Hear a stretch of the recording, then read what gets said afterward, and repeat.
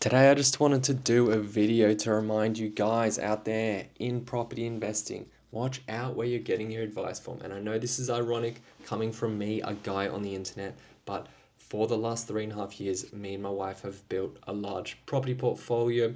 We've taken the property portfolio from 1 to 11, and when we started investing, we had $45,000 of capital, and we've now turned it into $1 million of equity in the space of 3.5 years. So, where I get my investment advice is from people who are ahead of me, people who have done what I want to achieve. Okay, so if you're an investor and you want to grow a property portfolio, you need it's in your best interest to follow people that have done what you want to achieve. And a lot of the point I'm making this video is I see a lot of novices, a lot of people getting into the investment game get misled by people who really just don't know what they're talking about. And most of the time, these people are real estate agents, they could even be buyer's agents. But my point is, people who have not done what you want to do probably can't give you the advice that you need to achieve what you want to achieve. Now, you might think, yeah, but like the real estate agent, he knows property, he understands property.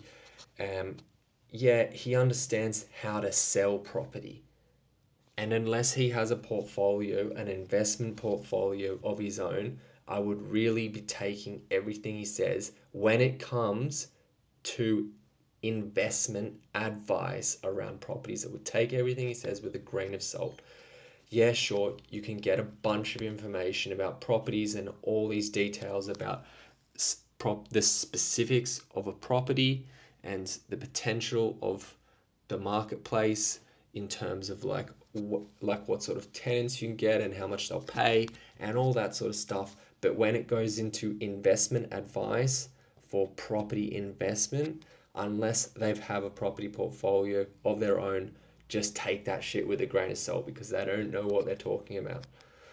Same story with conveyances. Now, the good thing for me with conveyances is they pull up all the red flags on the properties.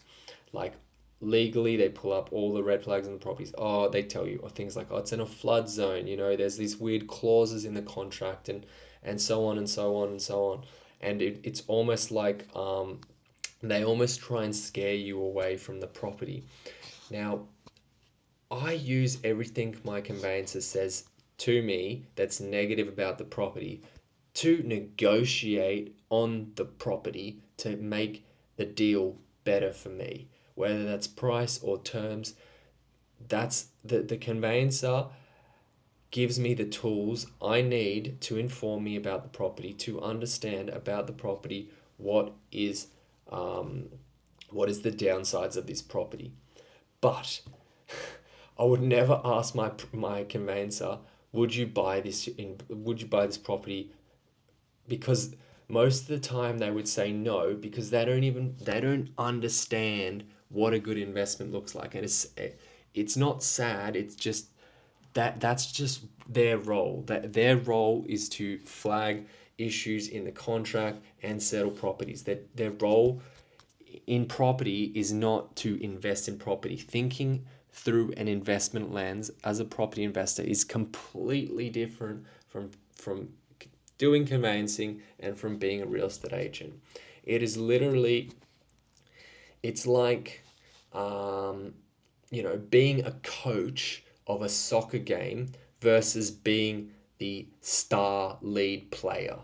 Okay, you're not going to expect and that's probably a bad example, but you're not going to expect the coach to be able to kick a goal like the lead soccer player can. I don't really watch soccer, to be honest, but here's another example. Like, you've got all the people on the team, all the people that are involved in property. You've got the conveyancer, you've got the accountant, you've got the real estate agent, and so on and so on, right? But just because one person's on the team, it doesn't mean they know the other parts about it. So, like for example, if you go into a restaurant and you get served by a waitress, Is she going to know how to cook the food? Do you think she knows how to run the kitchen? Probably not. Like, she doesn't. She doesn't know how to cook the food. She doesn't know how to run the kitchen. That's the chef's job. The chef knows how to do that. So don't expect the waitress to know how to cook the food. Just like you don't expect the real estate agent or the conveyancer to know what a good investment is. If you if you want to get good investment advice, speak to people who have done what you're trying to do, because the conveyancer and the real estate agent will lead you so far astray, it's not even funny. That's it. Rant over. See you guys. Bye.